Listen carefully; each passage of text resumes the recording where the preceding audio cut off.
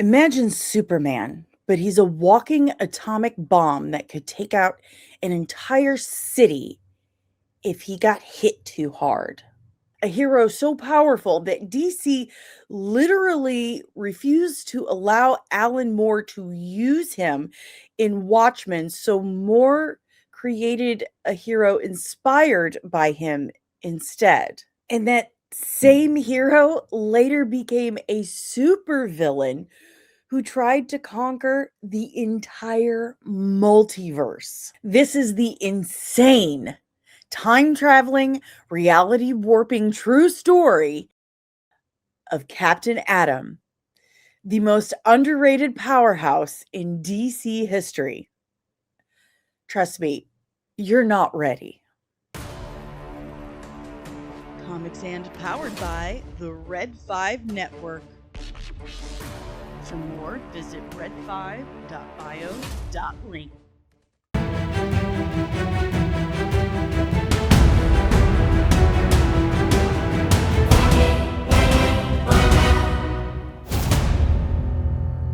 Hi, I'm Danny Sansasi, and this is Comics and. Today, it's Comics and Cosmetics, because what I do when I break down a character or a comic book or a TV show is I do my makeup at the same time. Sometimes I do special effects.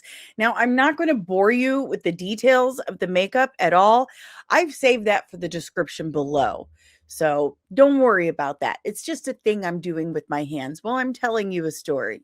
So before we go any further, I need to ask you a very small favor. If you could just hit the like button, subscribe if you are new, and ring that notification bell that lets the algorithm know that you appreciate the hard work I'm putting in here and you'd like to see more of it. So without further ado, let's dive in to Captain Adam. If you're here right now, you've probably never heard the full story before. He started as a Silver Age anti-communist rocket man who later became a Vietnam-era framed soldier fused with alien metal. He led the Justice League, married a terrorist, turned into a multiversal supervillain who destroyed entire universes, got stuck in the Wildstorm universe for a time, carried the end of existence within his body. March 1960, Steve Ditko, the legendary creator of Spider-Man, and writer Joe Gill launched Captain Adam in Charlton Comics. Space Adventures number 33. His name is Alan Adam, an Air Force technician inside an experimental rocket that accidentally launches and explodes in the upper atmosphere. He's completely atomized, then somehow reforms himself on the ground in an atomic-powered being with silvery white hair. Charlton outfitted him in a yellow and red radiation suit to shield everyone from his radioactive powers. He gets short stories in Space Adventures number 33 through 40, number 42, fighting Cold War threats and aliens. Very typical for the Silver Age. Later, they reprint and expand into full-length stories in Strange Suspense Stories, renaming the book Captain Adam by issue number 78 with new villains like Dr. Spectro. He even teams up with Nightshade, and the two clearly have an attraction for each other. Blue Beetle backs him up early on, then Nightshade gets her own feature. Fun fact, fanzines and showcase issues flip his name around, like N. Christopher Adam, John Adam, but DC later locks it in as Nathaniel Christopher Adam, of course, when they buy the character. Now, Charlton goes bankrupt. DC acquires the entire line in 1983 and fully integrates them during Crisis on Infinite Earth. And we've talked about this a few times on the channel with other Charlton characters like Blue Beetle and The Question. DC completely retools Captain Adam for their post-Crisis continuity. Now he's a United States Air Force pilot, Nathaniel Adam, during the Vietnam War era. Framed for a crime he didn't commit in 1968 and sentenced to death under Colonel Eiling. Instead of execution, he's offered a suicide mission. Test the hull of a crashed alien ship by sitting inside it while they detonate a super nuclear bomb underneath it. Why not?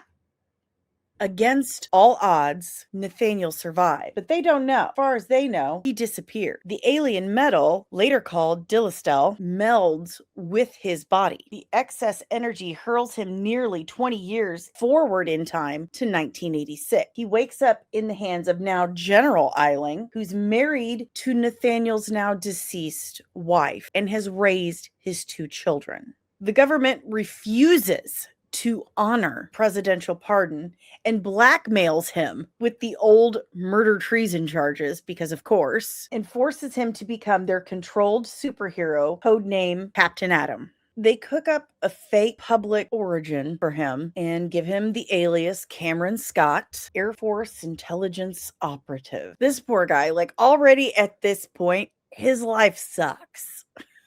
This is where he first meets the super terrorist Plastique, who becomes a huge part of his life. But DC had a problem. They wanted a Superman-like flagship character, except this guy was literally military property with godlike nuclear power. They kept trying to find his niche, and it led to some of the wildest swings in comics history. Captain Adam reluctantly serves under Eiling until he finally clears his name. He rebels, he resigns from the Air Force, and actually becomes a real superhero. The US government still pushes him into the Justice League, however, and he eventually leads Justice League Europe. Along the way, he has a brief romance with Catherine Colbert, a friendly rivalry with Firestorm. He battles his would-be successor, Major Force, because what is a government program without, redundancies? Why have one when you can make 2 for twice the price?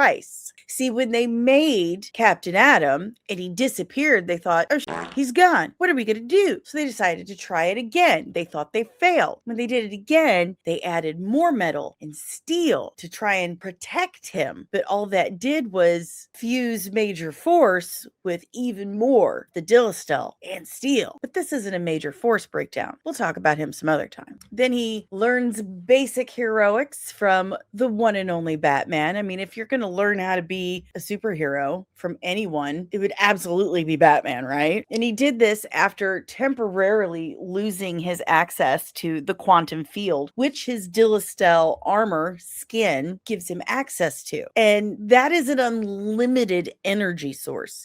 He has access to unlimited power.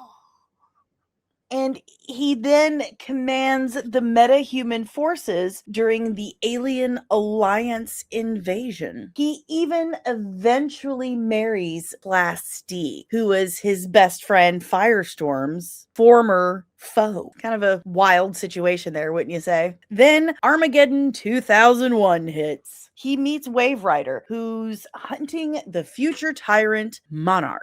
Their interaction rips open a time gate. Monarch storms the present, the guy that Wave Rider is actually looking for. He battles everyone. He kills Dove, driving Hawk completely insane, and reveals he is actually the future Hawk.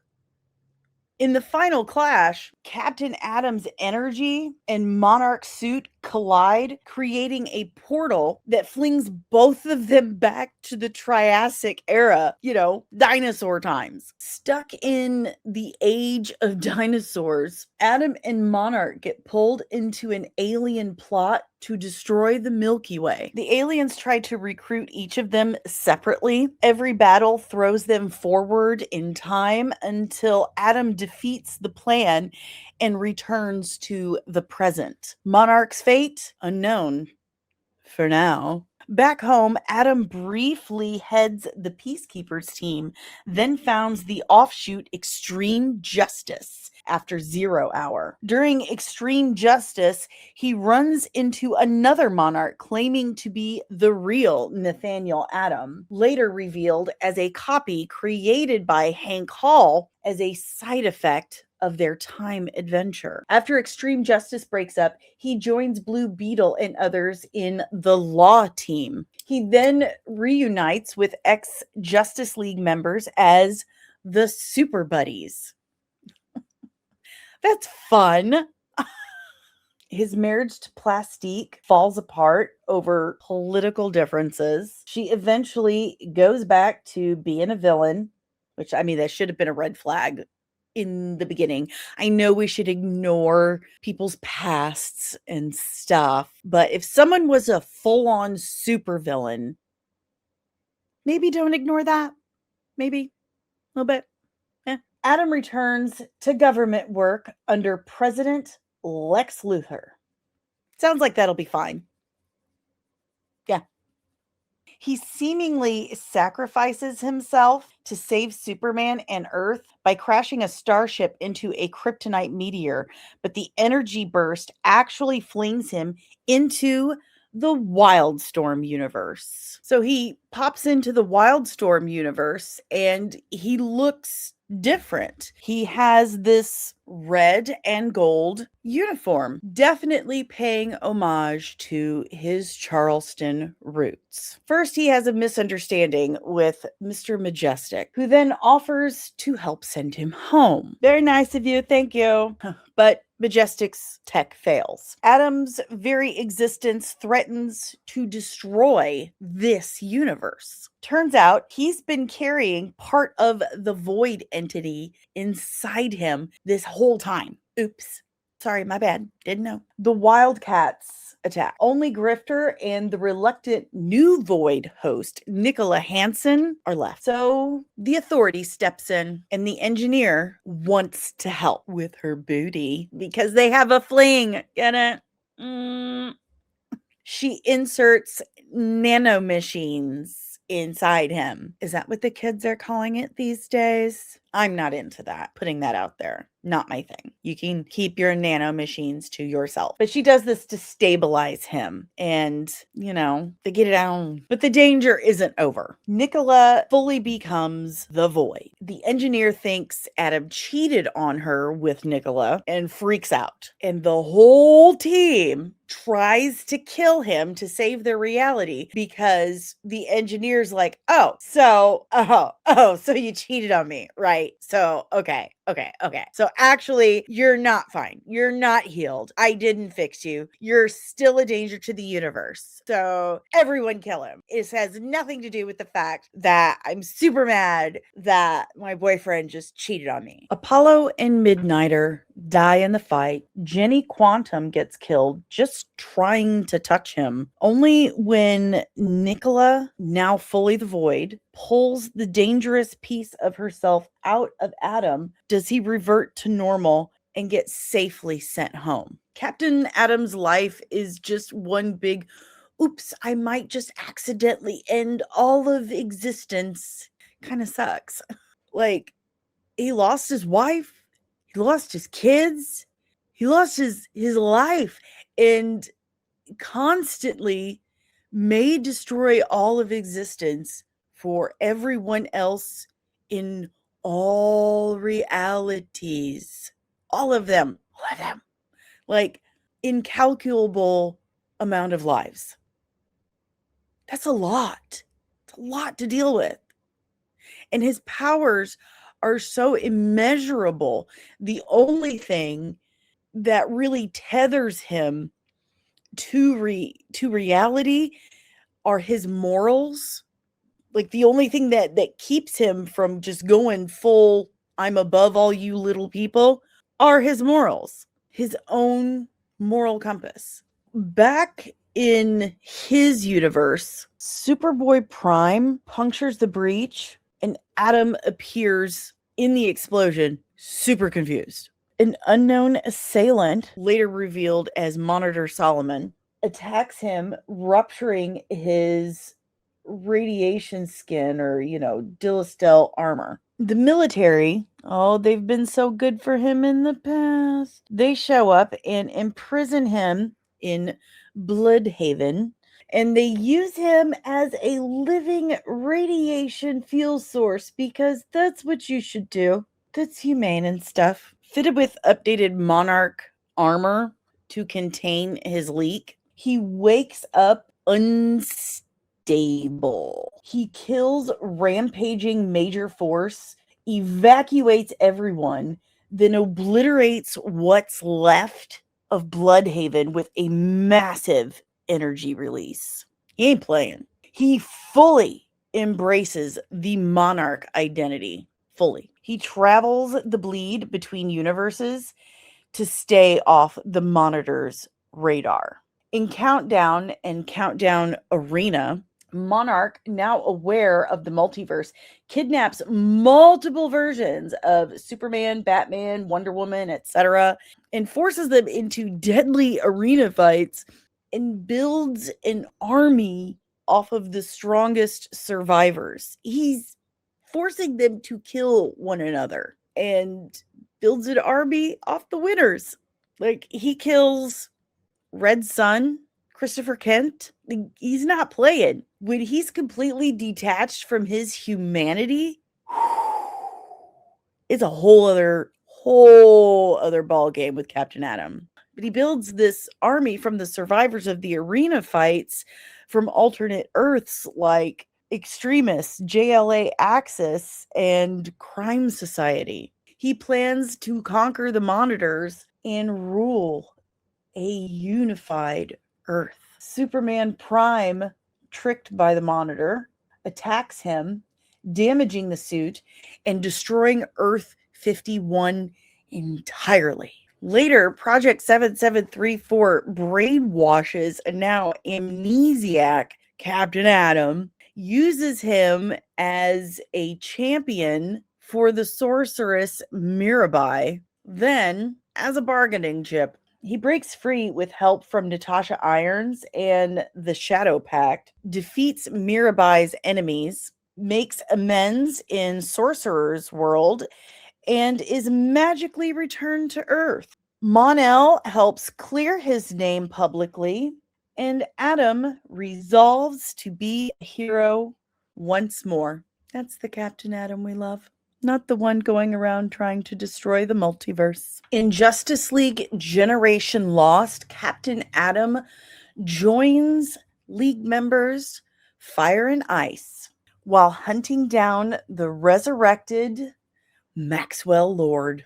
Ugh, hate him. Lord mind controls Magog into attacking Adam, then forces Magog to suicide blast, making the world think Adam is the murderer.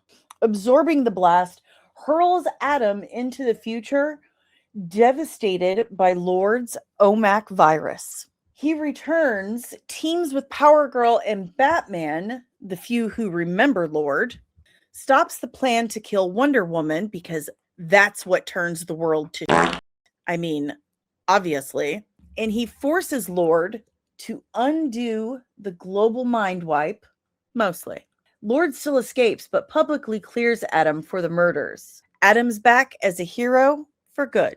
Here's why Captain Adam is legitimately terrifying.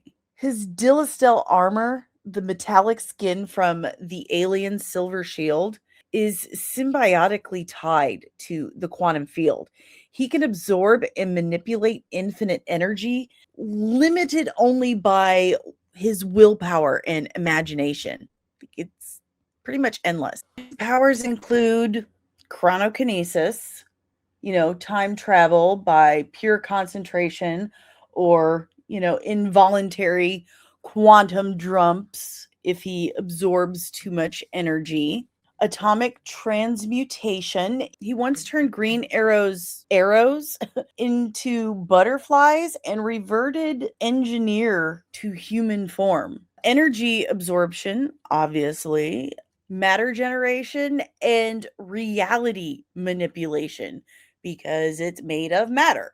I mean, he can't just make things up out of nothing. No, he manipulates things on the molecular level. So it's not magic, he's just reorganizing atoms. Captain Adam. Obviously, flight, superhuman strength. He's gone toe to toe with Superman and Majestic, and he's killed multiversal alternate versions of Superman. He's killed the whole Justice League in Black Label titles like Jenny Sparks. He's nothing to sneeze at, I assure you. Obviously, superhuman speed, reflexes, stamina. He's invulnerable, self-regenerating, self-sustenance. He doesn't have to eat, sleep, breathe. He's immortal. He can techno interface with computers. He's anti-magic. He can literally turn magic off. He can turn it off. Crazy. He subconsciously once created an entire duplicate Earth, complete with life, Superman, the Flash, Firestorm, even its own Spectre. He did those things. I'm not kidding. Look it up. He can even self-augment his own power. That means he can improve, make better his own power. He can crank up his speed, his strength, his senses, and make them higher. True story. Like, how is he allowed in comic books? Like, what are his weaknesses, though? If he's so powerful, does he have any weaknesses at all? Well, for one, too much energy. Too much energy equals involuntary time jumps. Quantum field disruption wrecks control. Ruptured skin equals radiation leak, which can turn him into a walking atom bomb. And specific X-ionized weaponry can actually hurt the Dillastel.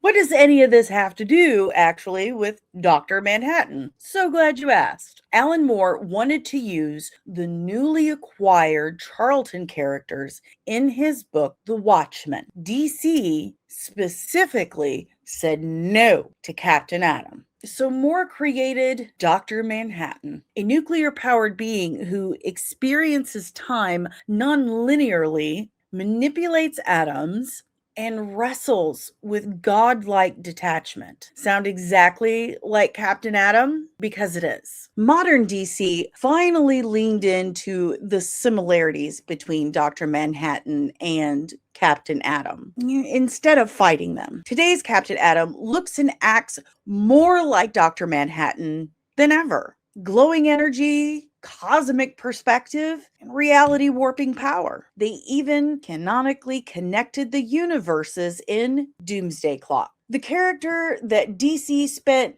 decades trying not to make too Superman-like became the character they wouldn't let Alan Moore use, and then became him anyway. He's appeared in Justice League Unlimited and Young Justice since the mid-2000s, voiced by Chris Cox, Michael T. Weiss, Brian Bloom, and others. So that's Captain Adam.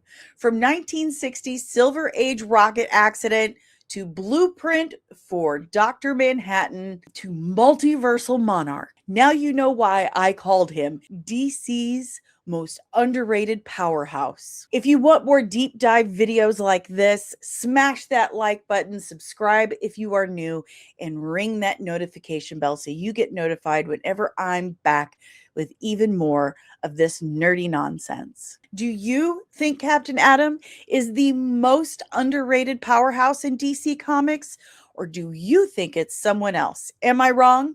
Tell me in the comments below. And don't forget, support indie comics, especially mine, Veiled Legacy, Book 1, Midwest Gothic. Link in the description below. Don't forget, the campaign is still live. Until then, nerds, I will see you in the next one. Bye.